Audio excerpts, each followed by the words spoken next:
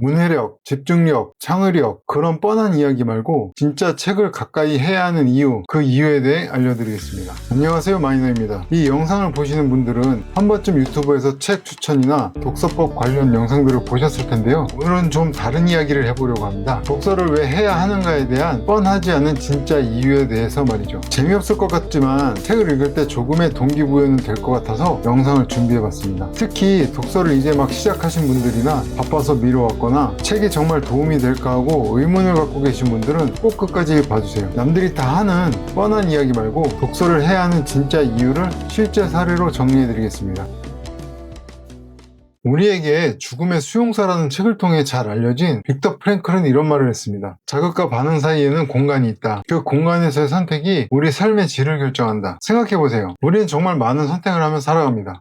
아침에 뭘 입을지, 점심에 뭘 먹을지 같은 작은 선택부터 시작해서 취업을 할지, 사업을 할지, 언제 결혼할지, 퇴직 후 무엇을 할지 같은 인생을 바꾸는 큰 선택까지 말이죠. 그리고 후에는 이런 생각이 들기도 합니다. 만약에 그때 A 대신 B를 선택했으면 어땠을까? 저도 그렇습니다. 돌이킬 수는 없지만 그때 다른 선택을 했다면 지금보다 나았을까 하는 상상을 하게 되더라고요. 과거와 현재의 상황이 다르기 때문에 생기는 후회일 텐데요. 문제는 세상이 너무 빨리 변한다는 거예요. 불안해지니까 사람들은 계속 새로운 정보를 찾게 됩니다. 지금은 정보 과잉의 시대입니다. 뉴스, 인터넷, SNS를 통해서 엄청난 양의 정보가 쏟아지고 있죠. 혹시 이런 생각 해보신 적 있으실까요? 그 정보들이 정말 다 진실일까? 간단한 예를 들어보겠습니다. 배달 음식점을 하나 열었다고 생각해보세요. 오픈부터 리뷰 이벤트를 해서 사이드 메뉴나 음료수를 서비스로 줄 겁니다. 그러면 사람들이 대부분 좋은 리뷰를 써주겠죠. 500개 정도의 리뷰가 쌓이면 이제 이벤트를 중단해요. 왜냐하면 사람들이 기존의 좋은 리뷰들을 보고 주문하게 되거든요. 그런데 그 음식점이 정말 맛집일까요?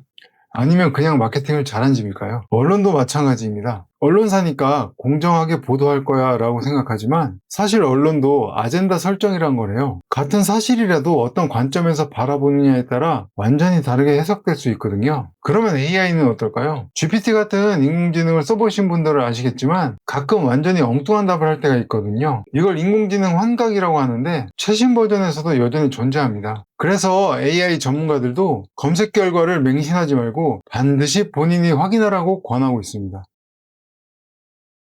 진위 여부는 있지만 장폴 사르트르가 이런 말을 했다고 하죠. 인생은 B와 D 사이의 C다. 여러분은 정확한지도 모를 정보로 본인의 인생 선택을 맡기시겠습니까?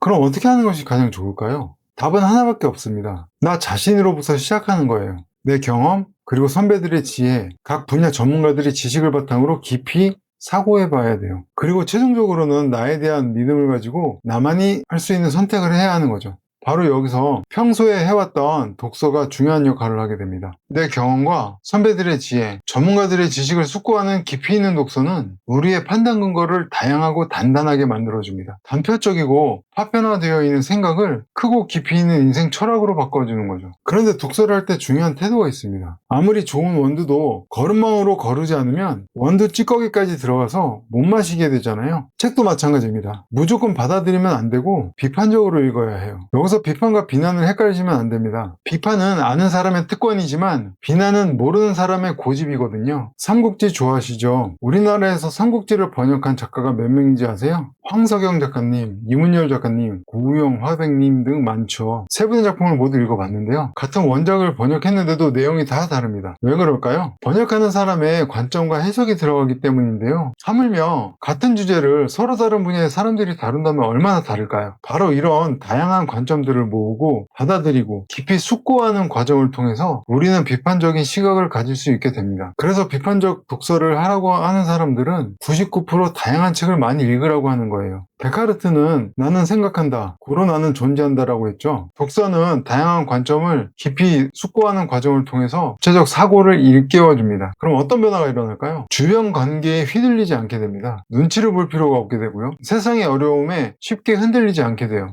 삶의 무게에 주저앉지 않을 수 있고요. 그리고 무엇보다 중요한 건 여러분의 가능성을 발견하게 된다는 겁니다. 이 모든 것들이 여러분이 지금 읽고 있는 그리고 앞으로 읽게 될 책 속에 보석처럼 숨겨져 있어요. 정리해보면 이렇습니다. 우리는 매일 수많은 선택을 해야 돼요. 하지만 넘쳐나는 정보 속에서 무엇이 진실인지 구별하기도 어렵습니다. 그렇기 때문에 남이 만든 정보에 의존하지 말고 내 주체적 관점을 갖는 것이 중요합니다. 그리고 가장 좋은 방법이 바로 독서죠. 다양한 책을 비판적으로 읽으면서 생각의 폭을 넓히고 깊이를 더해가는 겁니다. 깊이 있는 독서는 주체적 삶의 도구로서 인생의 도약대로서 여러분에게 작용하게 됩니다. 지금까지 뻔한 듯 뻔하지 않은 독서를 해야 하는 이유에 대한 이야기였습니다. 영상이 여러분들이 앞으로 책을 가까이 하는데 조금이라도 도움이 되었으면 좋겠습니다. 좋아요와 구독 부탁드리고 다음에 더 좋은 내용으로 찾아뵙겠습니다. 감사합니다.